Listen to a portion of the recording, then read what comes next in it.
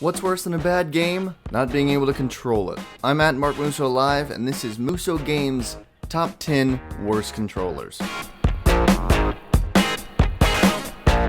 Starting off the list, we have the Konami Laser Scope. This stupid thing you'd put on your head and connect to the NES to basically just use it as a zapper. Except, instead of aiming with a light gun and pulling the trigger, like, a normal person who wants to have fun would do, you look at your target and then say, fire, to shoot at your enemies, or ducks. You say fire every single time you want to shoot. Wow. How fun. At number 9, we have the Power Glove. You attach these ridiculous sensors to the top of your TV, and then use the Power Glove to control your NES games. Except it didn't work at all. You'll end up flailing your arm around until it gets ridiculously tired, and you just throw this thing away, and pick back up the normal controller and have way more fun. The only reason why this controller is only number 9 is because the Power Glove design, it's freaking awesome. And there is just so much love for the image of this thing, but functionality is nowhere to be found. Number 8 goes to the Intellivision controller. What the hell is this? A phone? That stupid disc thing and a keypad? Why? I mean, whose idea was this? I'll give it a little bit of a break being from, the early 80s and early time of gaming, but seriously, this is terrible. Unresponsive, ugly, dumb. Coming in at number 7, we have the Tony Hawk board. Basically, it's a terrible version of the Wii Fit and was used in only 2 games, Tony Hawk Ride and Tony Hawk Shred, both of which failed miserably. I'm pretty sure Tony Hawk Shred only sold 3,000 copies, but I bought this thing. I don't care to admit it, but I did. And I played it for a total of 1 day. Useless. Just play Skate. At number 6 is the CDI 220 controller. The CDI. I've mentioned it before, but this system was a complete failure. And some of that was due to their terrible controllers. This one is basically just a remote. Like a TV remote. A TV remote with a terrible analog stick and awkwardly placed buttons. It's just insanity how this thing ever passed as a controller.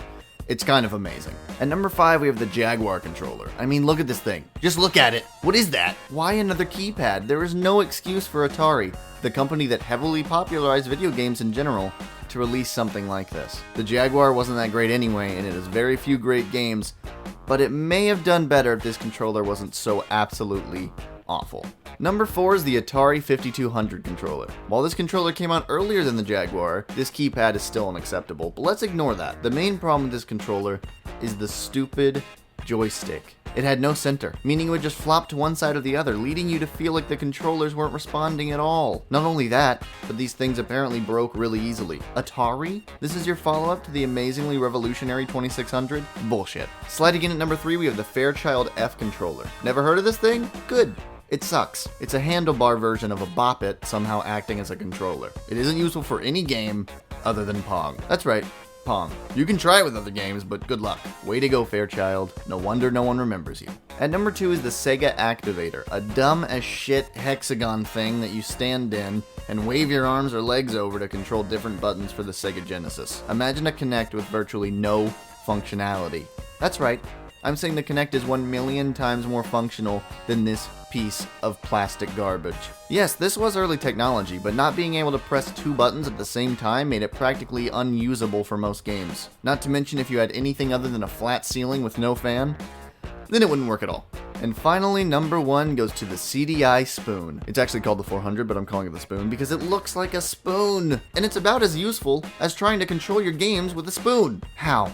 I mean, how did this thing get made? What the hell were these designers smoking when they made this? I mean, I hope it was worth it, because you created by far the most ridiculously stupid controller I've ever seen. I'm so glad the CDI failed, and it really should have never existed. Then again, without it, we may not have had the PlayStation.